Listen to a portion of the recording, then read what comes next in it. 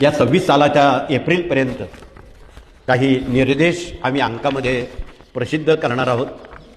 तर गेल्या काही वर्षापासून आपण रोज सांगत आहोत की आगामी काळामध्ये विमान अपघात होतील, रेल्वे अपघात होतील, काही तिसऱ्या महायुद्धाची सुरुवात होईल, काही देशांमध्ये युद्ध सुरू झालेलं आहे, आगामी काही भागात चक्रीवादळ मोठ्या प्रमाणात सक्रिय होतं आहे आणि खूप मोठे उपद्रव जगात आणि देशात होण्याची शक्यता नाकारता येत नाही।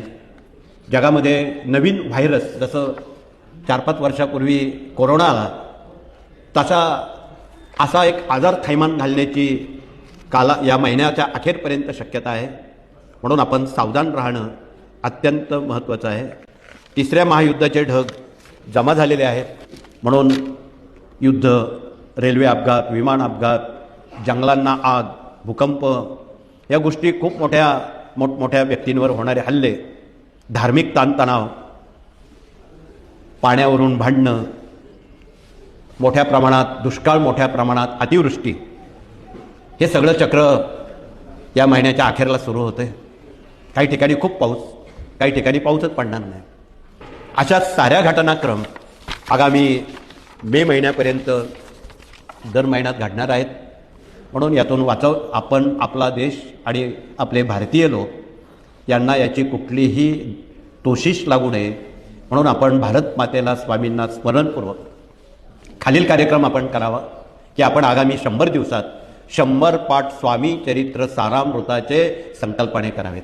1, 100 पाठ श्री दुर्गा सप्तशतीचे प्रत्येकानं वैयक्तिक करावेत।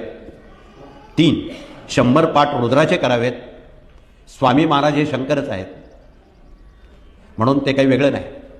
म्हणून आपण माणूस नावाची एकच जात आहे असं स्वामींनी ठणकावून सांगितलेलं आहे। म्हणून या सर्वांनी आपापल्या मातृभाषेतून भारत माता स्वामींना भजताना या सेवेचा विसर पडू देऊ नये।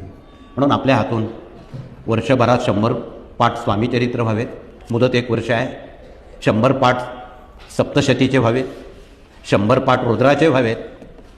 तशा या सेवा फार सोप्या आहेत आणि ज्यांना एवढंही शक्य नाही त्यांनी 12 महिन्यात 12 लाख जप, दरमहा 1 लाख जप श्री स्वामी समर्थ लिहिला तरी ते पुरेसं आहे। आता यापेक्षा आणखी सोपं सांगणं उचित नाही, याला काही पैसे लागत नाही। म्हणून आपण हा संदेश जगभर, देशभर, राज्यभर सर्वांच्या कानामनापर्यंत पोचवला तरच ते वाचू शकतील। म्हणून हा तळमळीचा संदेश आपण सर्वतोपरी सर्वांपर्यंत आपण पोचवला